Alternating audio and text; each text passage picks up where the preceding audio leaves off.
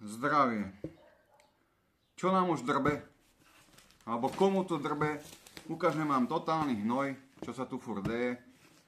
Pozrite sa na nový čas. Takéto volačo je na titulnej strane stále. Boj o majetok voľakej Karlových. Koho zaujíma voľaka Karlových? Kúknem ďalší čas na druhý deň.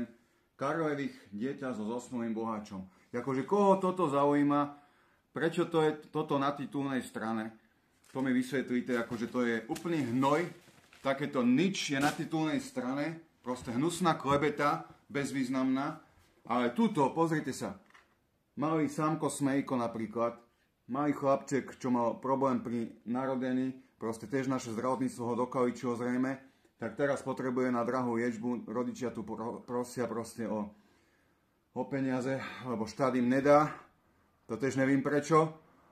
Tak toto není na titulnej strane. Chudák malý Sámko Smejko potrebuje rehabilitáciu, aby sa uzdravil.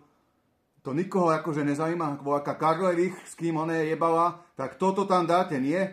Ale takýchto detí je kopec, čo potrebuje pomoc. Čo by sme sa mu mohli poskladať, keby tam dajú na titulnú stranu takéto deti a čísla účtov, proste, kde sa im dá pomôcť.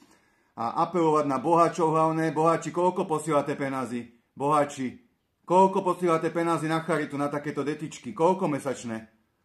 Veľké hovno posielate, lebo stále potrebujú pomoc. Koľko je tu takých boháčov, čo by mohlo pre všetkých detí pomôcť bez problémov. A ešte by im koľko ostalo. To tiež nechápem tie one bezcitnosti, jak takí môžu byť bezcitní, tí kokos, čo radšej si kúpa nové auto, alebo nevím čo. Ale malý Sámko Smejko ich nezaujíma a podobné detičky.